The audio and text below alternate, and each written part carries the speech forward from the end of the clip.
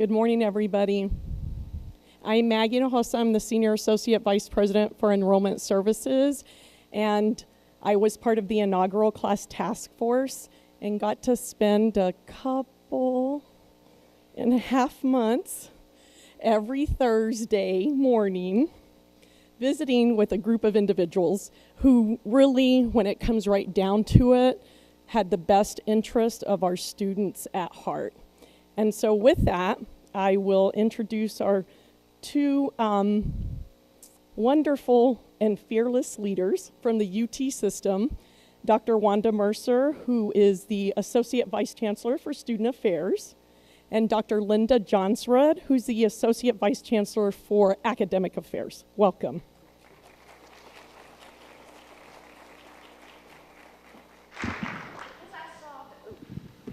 Because I saw the pictures, I'm aware that this is where President Bailey and Chancellor Figueroa sat. So right off the bat, lower your expectations here, okay? I'm not going to be able to bring you that kind of big news and stuff. We want to have a conversation, Linda and I both. I guess the reason they said it this way is I said, I don't need to be at a podium pontificating at all.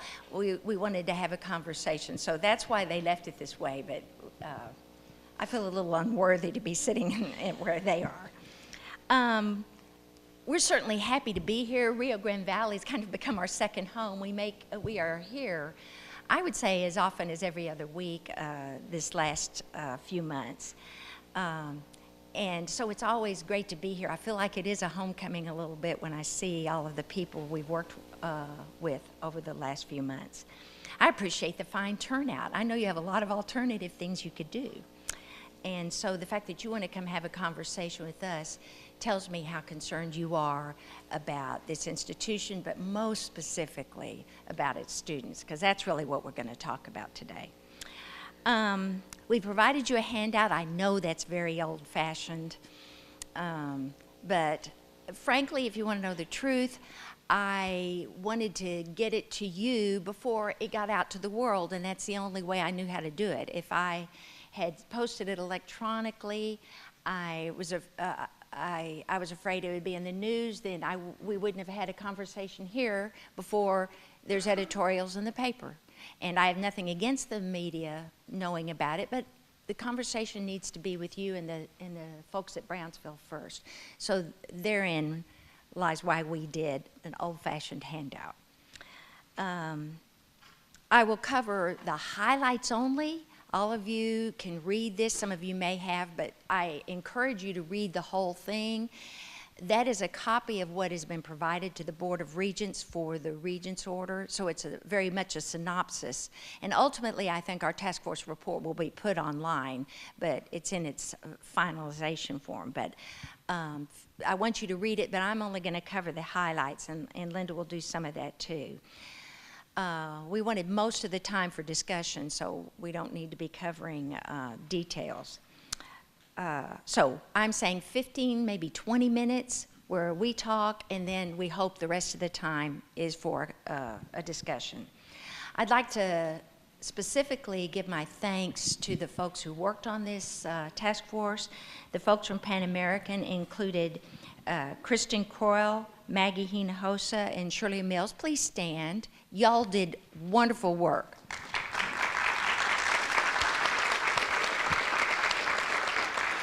This task force was not one of those ones where you just get all the glory and you don't do any work. They had to work really hard, and for some reason, we decided to meet on Thursday mornings at 8 o'clock.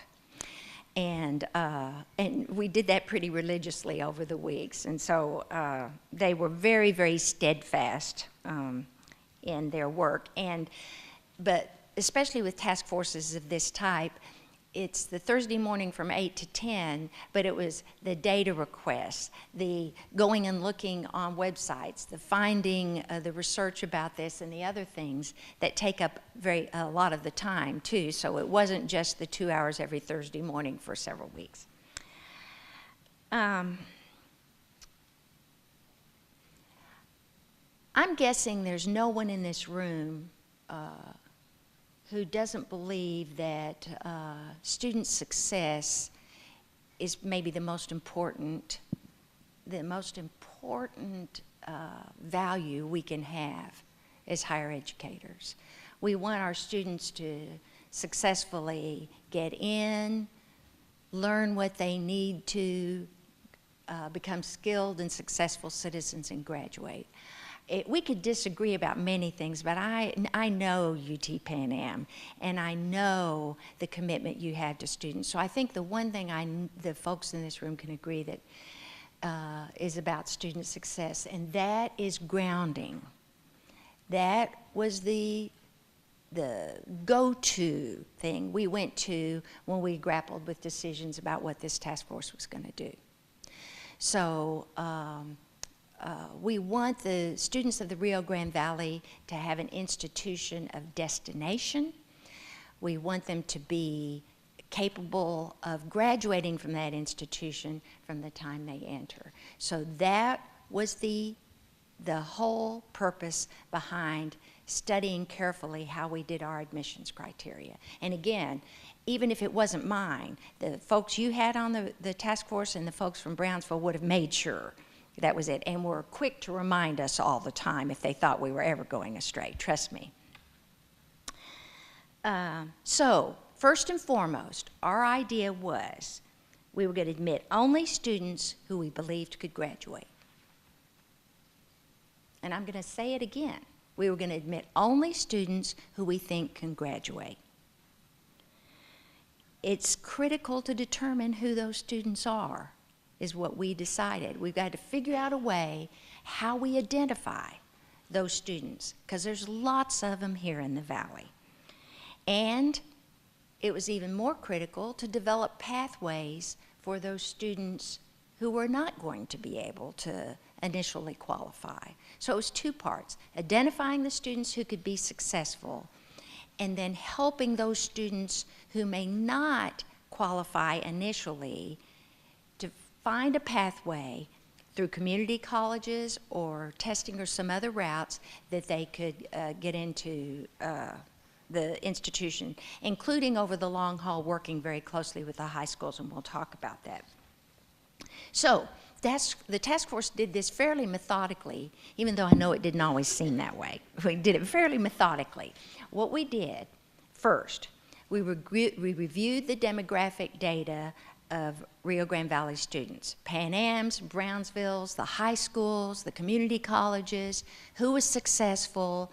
Could we figure out common characteristics about why they were successful? What was their background? What's their financial aid status? I think others, and you need to pop up anytime you want. But we looked at the data. We looked at their achievement.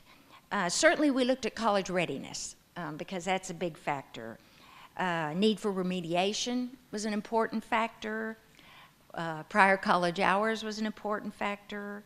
And so any data that we could identify that would inform our decision, we looked at that. And again, much of that was provided by folks that are here, SJ, Maggie, all of you that put that stuff together.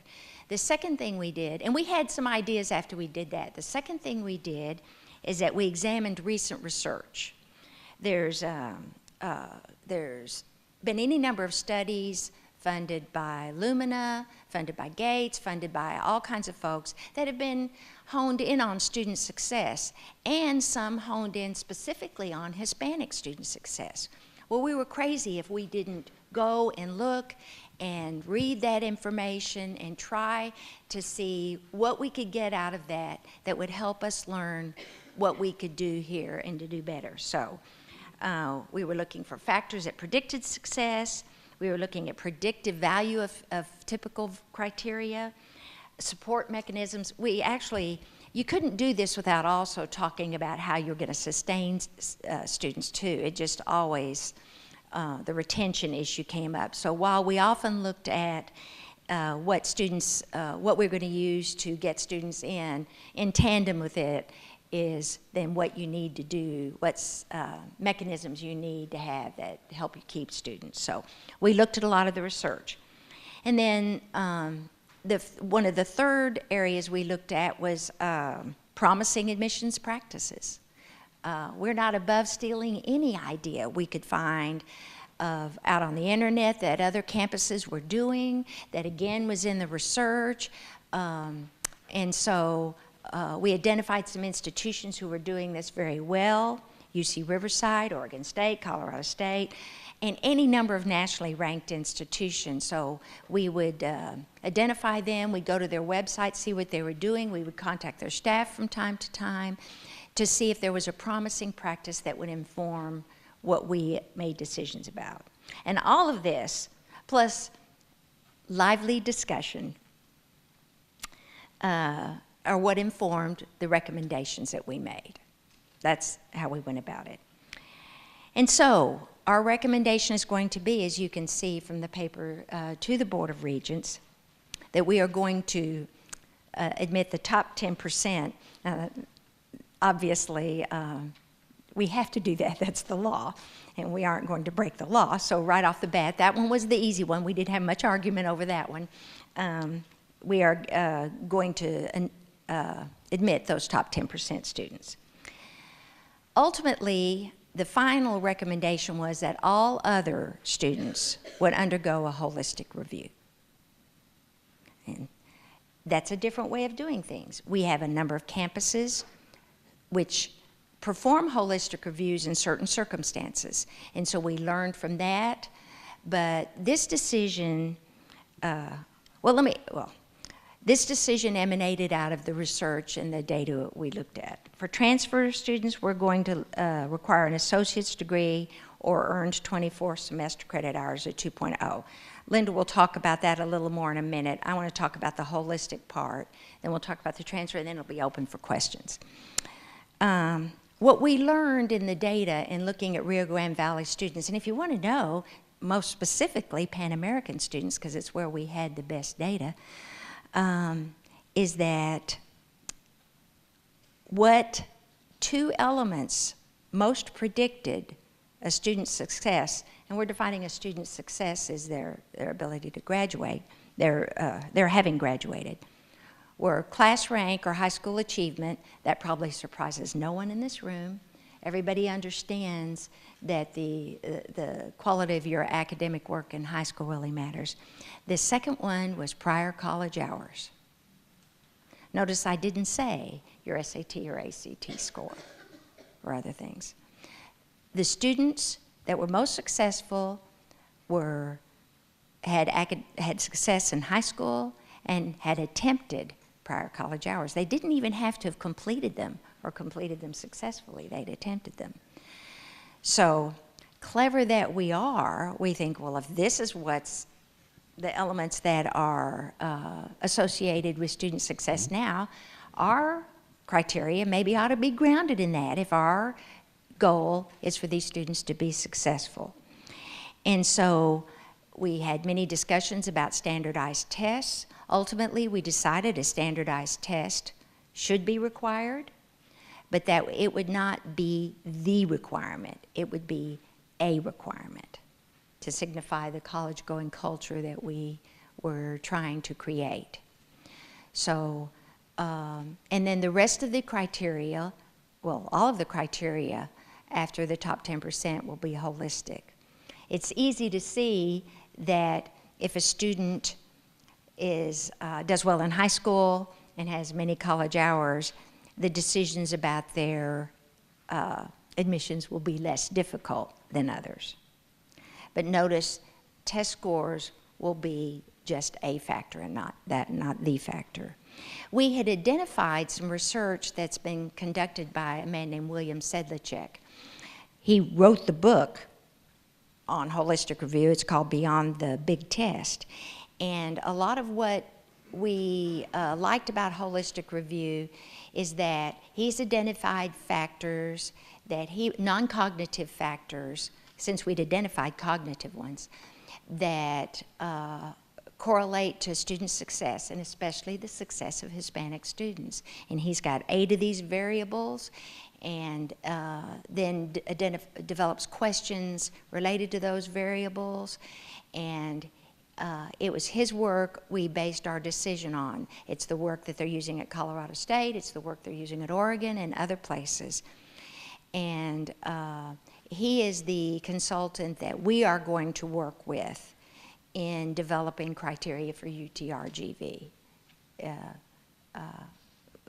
Again, we have to get the board's approval of these criteria, but he is the expert. And we think if he would help us to identify the non-cognitive factors that relate to the students in the Rio Grande Valley, if he will help us develop questions that we can place on the Texas Common App so that we ask the students the information that we need to get, and ultimately helps us develop a rubric for evaluating their answers, we believe that this is the way to identify those students who we believe will be most successful and be able to get a degree. That's the basis of the holistic review. We hope to have this in place by September. Yes, I know. Is tomorrow July or is today? It's right away.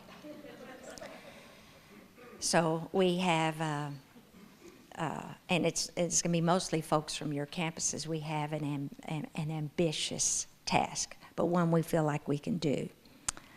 Now the community colleges and transfer, and why don't you talk a little about that? Sure, happy to. Transfers are often a second thought for a lot of people, but I think nationally and certainly in Texas, transfer students are becoming more and more important. I keep hearing different data points, but at least 65% of the baccalaureates granted in the state of Texas have earned some community college credits along the way. So I think it's all the more important that we think carefully about transfer, working with our partners in the community colleges. We've had 2 meetings with the 3 two-year campuses that tend to feed Pan Am and Brownsville, and that, let's see if I get them right, Texas Southmost, South Texas, and Texas State Technical College. And yes, and they've been great meetings. They are really honored to be partners with the new university. So when we looked at transfers, again, we looked at the data, and transfer students tend to do better than students who come in just at their freshman year. That didn't used to be the case, but I think as more and more students choose transfer, it's like they've got that if they have that first 2 years under their belt, they just come to you as more mature students. So in terms of the admissions criteria, anyone who graduates with an academic associate's degree gets automatically admitted to the new university. Anyone who has 24 credits earned at a community college with a minimum GPA of a 2-point also gets automatically admitted. If they have less than 24, then they're considered a freshman and go through freshman standards. One of the questions that has come up is around the applied associate's degree. And by definition, if they have an applied associate's degree, they would be automatically admitted because they would have 24 credits at a 2-point. The only reason I'm making a distinction here is that's traditionally considered a non-transfer degree.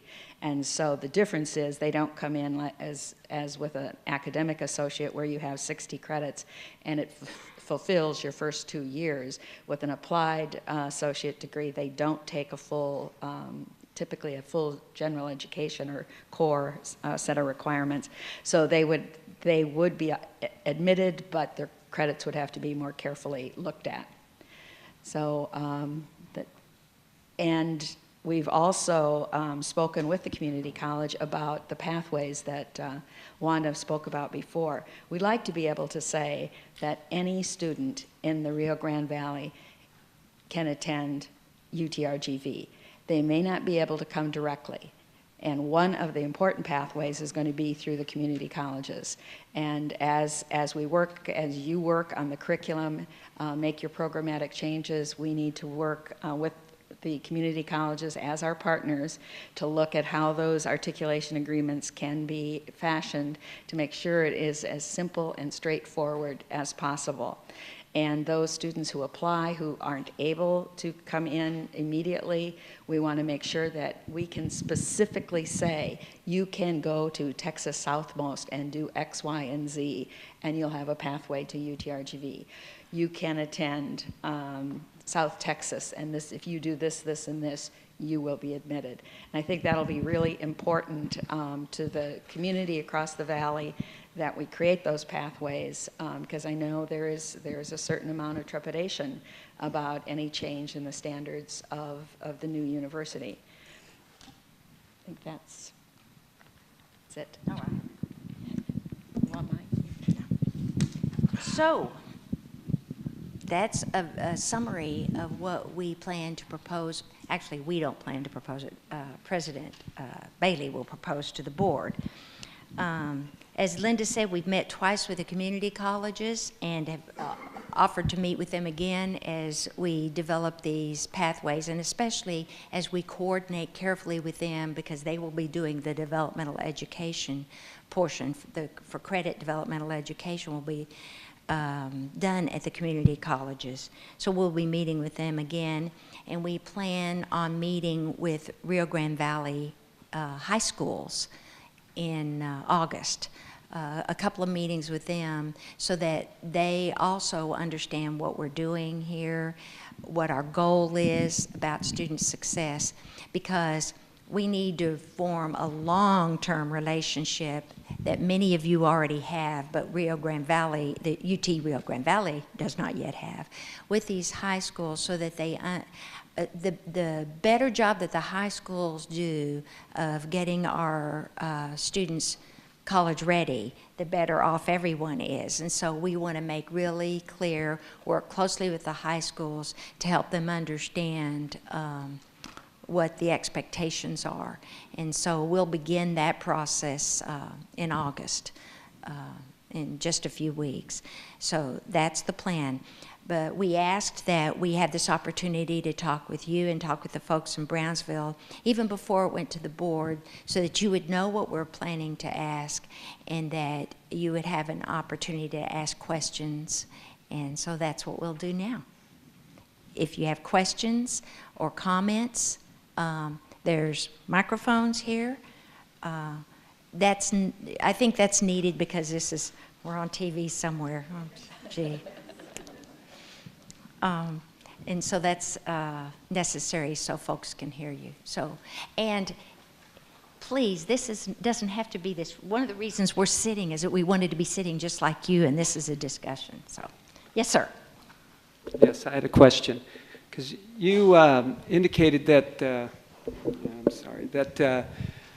your goal was to recruit those individuals that were most likely to graduate. I just had two questions. Number one, how is that different than now?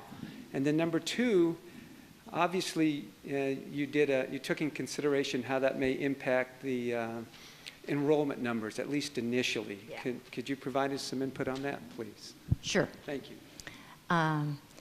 Your enrollment management professionals at both Brownsville and Pan Am were quick to remind us that it could have impacts, and we better pay attention to that. And since they all know who you are, Maggie. So yes, we did pay attention to that. I'll address that secondly. But certainly I know you want to graduate every student here. But the emphasis for most of my career in higher ed, and it is right at 40 years. I know you're shocked. But it's 40 years. It's been about access and enrollment. And it's only been in recent years that we've really talked in a meaningful way about graduation rates. And I think that's had its impact on higher ed. And so I can say we, as all of higher ed, our students are not as successfully graduating in the level that we would like.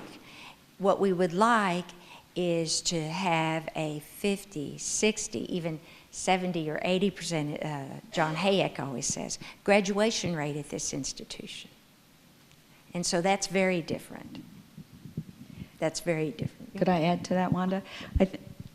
but admissions criteria then has to be coupled with a really strong infrastructure to support students. And so the student life cycle management project that's been being worked on for months now is really designed to do everything that we know of to catch students early, provide the kind of support that they need when they need it, whether it's intrusive advising. I think somebody has a better word than intrusive, but doing the sorts of things that the research tell us make a difference and keep students in school until they're able to attain their educational objectives. So I think that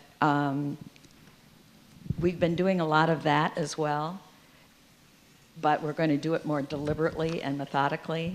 And if we enroll a student, the idea is that they will graduate, preferably on time, within a few credits of what's required, and that's the goal.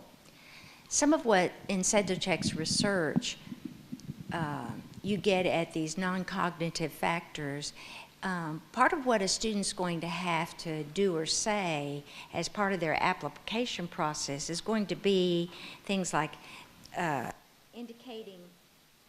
indicating why they want a degree, what they're going to do with this, indicating any special circumstances they have, indicating special skills, looking at what community service that they performed, what leadership they performed. These are not factors we've typically looked at either. And these are factors that, according to his research, correlate with success. Back to your second question was money, yes. As you can imagine, folks have been very concerned that if these criteria could result in a smaller entering class. When we just did it based on some very preliminary number crunching, it appeared that it was going to be a smaller class. It's nothing that has caused great alarm. Some of us believe that by the kind of advertising we're going to do and the kind of panache we hope that UTRGV has, we will have a greater pool. But what I really think is while the class could be smaller, by the time they're sophomores, they'll be equal to or more than your typical freshman if you combined Brownsville and Pan American, because we're going to keep more of them. And by the time they're juniors, we're not going to even notice that it was smaller because we're going to keep more of them. And then, now once we graduate so many of them, I don't know, we're going to have to get more. But the idea, we are looking at that. And we're going to have, we did it in a very gross sort of way, just with some numbers that we produced. There's going to be special technical business people that are going to look at it and determine exactly the impact so that we're prepared for that. Yes. Hello. Hi. Welcome to UTPA again, Thank you. from what I hear. My question has to do, I do support the idea of holistic review. I feel it's progressive, and the way we really need to go is soon to be the leading institution in Texas. That's my goal. Sorry, Mine too. Austin. No. We can lead. Austin can lead its way. We'll lead our way. Yes. So my question is, with a formal holistic review, I guess my concern would be the processing time that will be increased in terms of admitting a student. We do work with special student populations. We work with international students. We work with student athletes. Sometimes that in August will tell us that they're turning down their scholarship and we need to bring someone in. We work with special camps, and we have our migrant students that we're trying to fill in spots for grants and such. What is the kind of processing time addition that this will require? Okay.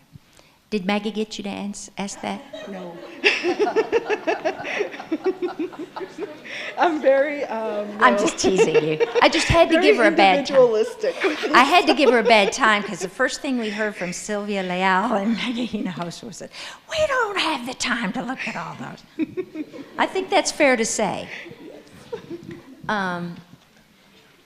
But the fact is, if we ask the right questions and we have the right kind of rubric, according to our experts, according to our consultant, they maybe had to repurpose a little bit the way they used their admission staff, but they didn't necessarily have to hire droves more to do this. In one case, I'm aware of an institution, or maybe in a couple, which solicited volunteers from the faculty to help with the analysis of it.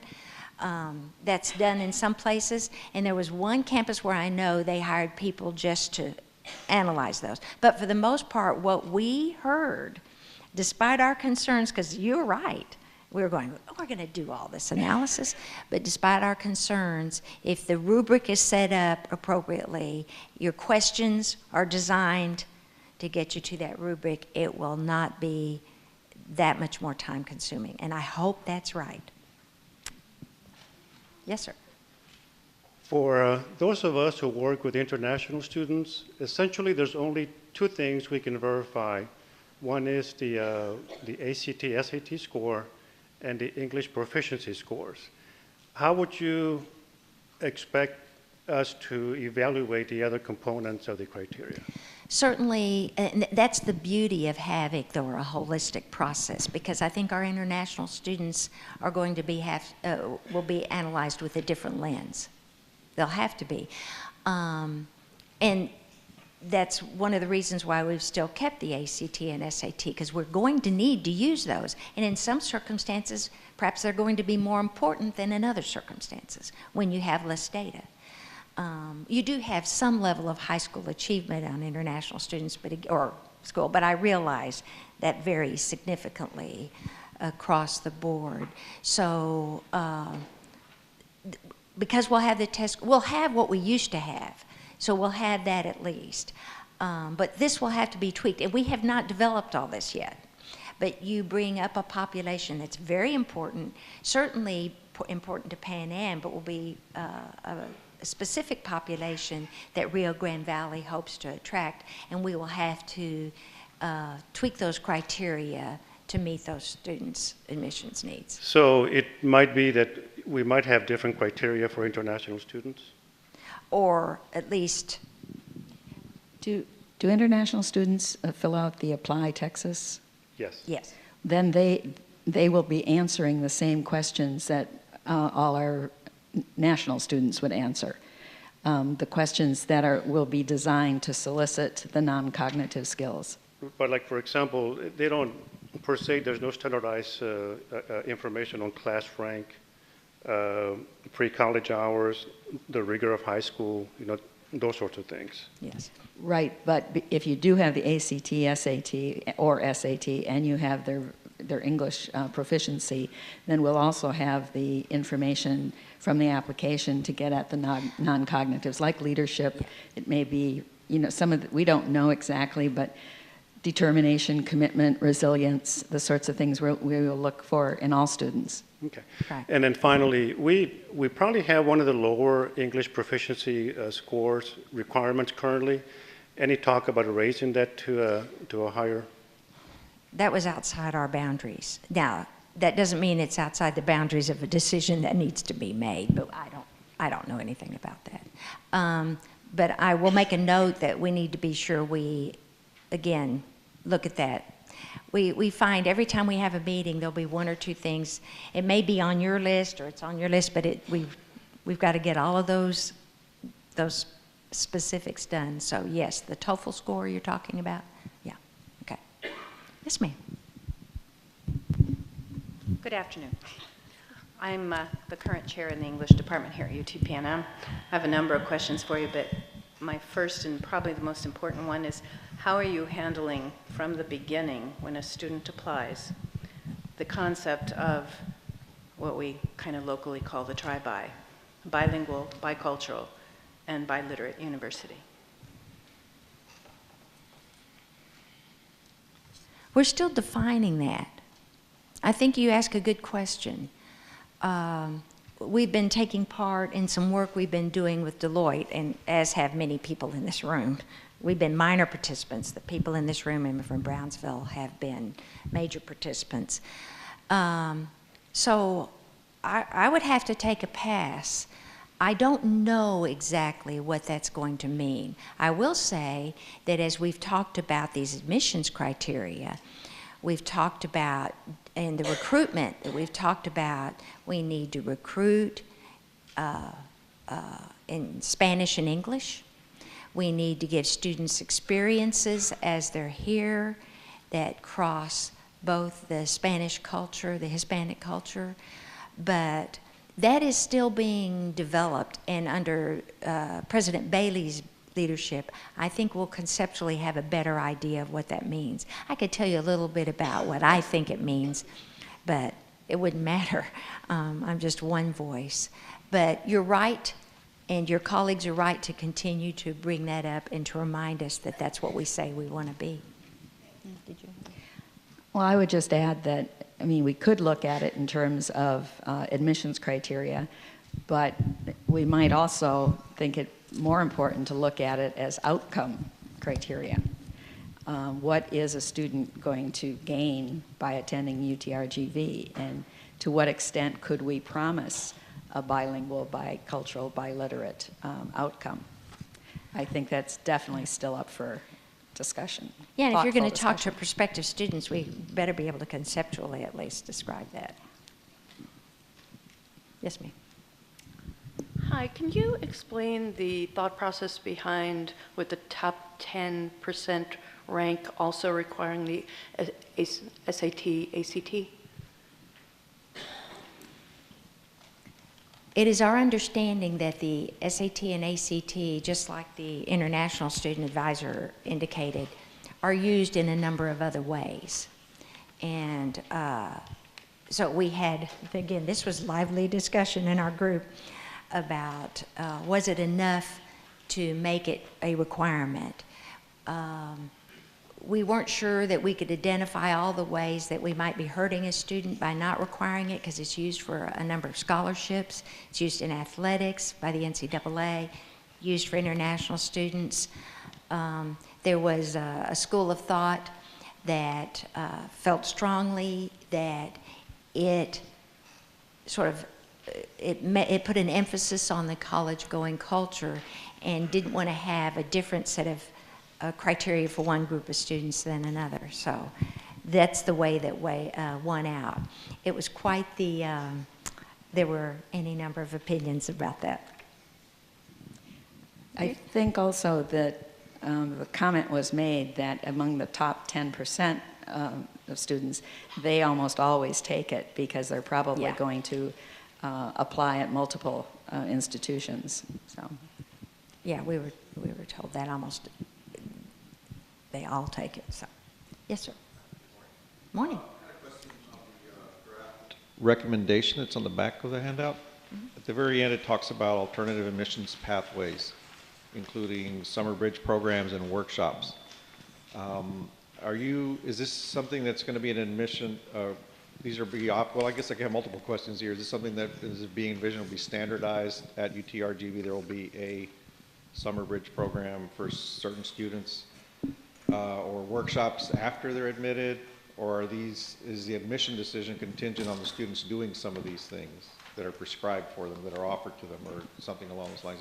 Could you speak to what thoughts gone into that? could I say all of the above? Okay. I think that it was very important to the task group working on admissions that we think about alternative pathways into the institution for those students who are turned down because we don't believe they're ready or are going to be successful. And if we make that decision, then it's really important to be able to tell that student what it is that they need to do to be ready and to provide some of those alternatives. Some of those are certainly going to be through the community college, and others I would hope that UTRGV would have perhaps its own.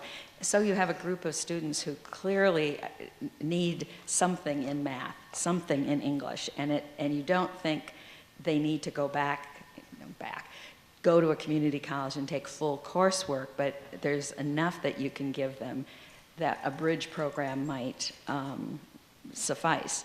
Then I would hope that's what would be done.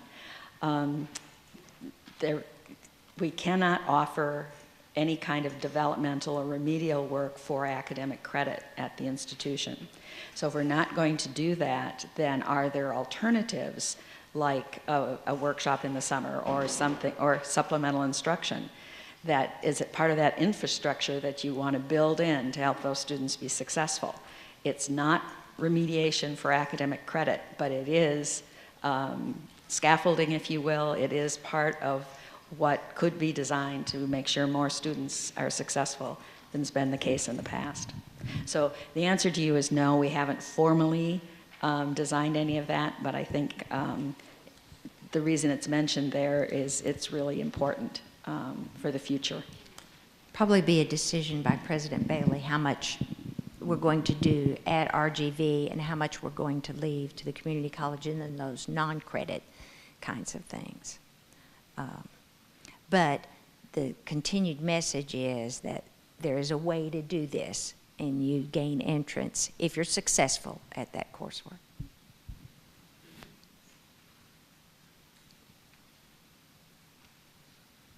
No other questions? Oh, one more. Yeah, all right. And she's ahead by a length. Hi. Mine is more of a clarification type of question, and I'm Dora Saavedra, a faculty member here. And I'm hearing a couple of messages, and I'm not sure that I'm hearing them clearly. On the one hand, when I read this, the holistic approach sounds, very good, and let's not discourage students from coming here. On the other hand, from some of the factors that'll be considered, going back kind of to Terry's question, who talked about, what are we looking for? It's going to take more time. And then from a faculty perspective, we look at, are we telling students, don't start at Pan Am, go somewhere else? Okay, I'm going to be like Tevya on one hand, and on the other hand, and the other hand is also that an ACT test score is sometimes very, very important for students to know ahead of time. What is your threshold that you're aiming for, so that even by junior high, students are striving for it, but that they have the portal still open with the holistic approach. Let's say they're second language speakers. And I don't know, Linda, if that's what you were trying to get to or not, but I was just looking for predictive value. yeah, predictive value, et cetera. Yeah. So in my muddled, rambling way, what I'm wondering is, are we doing, and as we market this new university, so we will attract more students and higher quality students in terms of college readiness. When we say our ACT minimum test score is 19 or 20 or whatever it may be now, or 21, you're going to attract more students. But we have these not necessarily alternate paths, but if you don't meet that, we're going to be using a holistic approach.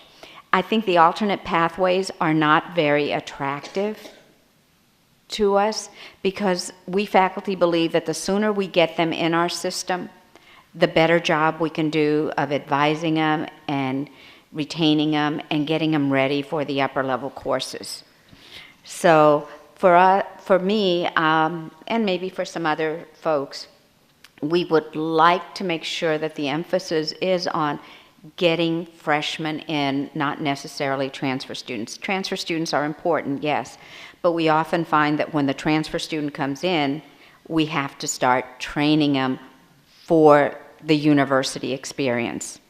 So I guess that's a concern I'm trying to, and I'm sure your committee probably talked about it, but when we get to marketing, really, when you set the standards very, very clearly and very, very, something that junior high students know they have to work for, then I think we can really become a brand new university.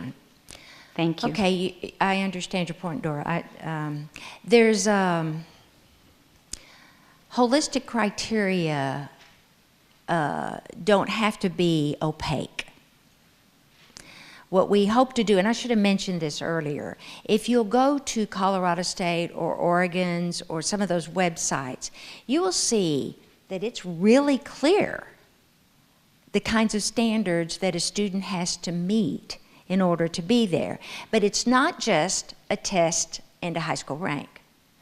But you will see some of those, and some of those are prior college hours, and they will actually give you a profile of what their freshman class criteria looked like. We hope to do that. It's hard to do that now. We haven't done it. But once we get these criteria set, we are going to be very clear about what those criteria are, okay, and what our expectations are. So I'm glad you brought it up, Dora, because the bottom line is it should not look murky. It should not look to the high school counselors or to parents or anybody like you don't know exactly what they want. We're going to be clear what kinds of criteria get you in, but what is going to be different about it is that there may be different mixes. Because I don't test well, then I'm able, because of my achievement, because I was class president, because I was working while I was in high school, because I had to help my family and all of that, that's going to be, and my class rank was good and all, but I miss on this one or miss on the other, that you're still going to get in. So that's a good point, and I should have brought that up earlier. We need to be very clear, those criteria we're going to look at. They're just going to be holistic. And I might add, we've gotten some criticism, well, this is going to be too easy. Well, holistic doesn't mean easy. It just means different. We're going to look at the attributes of the students of the Rio Grande Valley that we're going to identify those that are going to be successful. And it has the cognitive elements as well as the non-cognitive elements. Sure. And I would just add that, is this working? That our community college part, you can't hear me? I'm doing. It's working now? Oh, okay. Our community college partners do not want students to come from the community college and fail when they get here. They do not want to have had a student take a course there and come here and can't do the next course. And so that means we just have to work harder with those partners on aligning curriculum. And we have to do it discipline by discipline, take the courses that most students take, whether it's English, math, whatever it is, get the faculty together and look at the syllabi and look at the student learning outcomes and make sure they align. That's in everyone's best interests. Okay. Any others?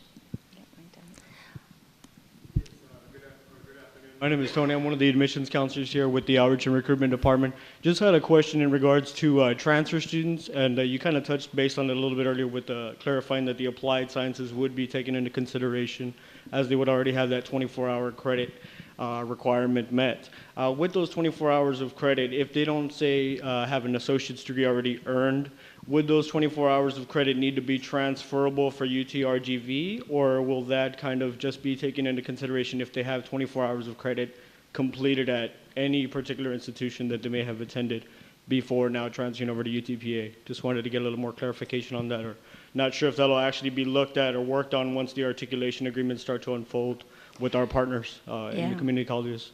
Yeah, my first reaction is that it has to be transferable credit, that there has to be at least 24 hours of transfer credit at a 2-point, because otherwise it seems to me we're looking at apples and oranges. We're doing that because we want to make sure that they can succeed, right?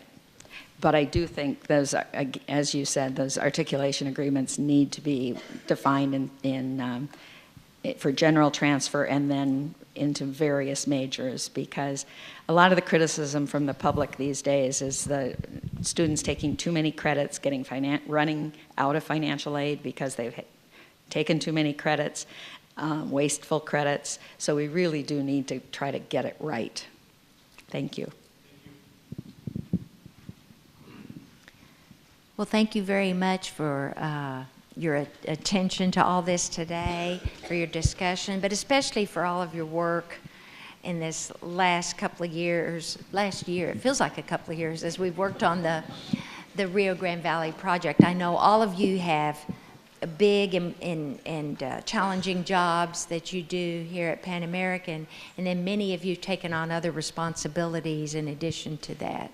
So it's been our pleasure to work on it with you. There's a lot more work to come, but we appreciate your attention today and your work on this important new initiative. We thank you.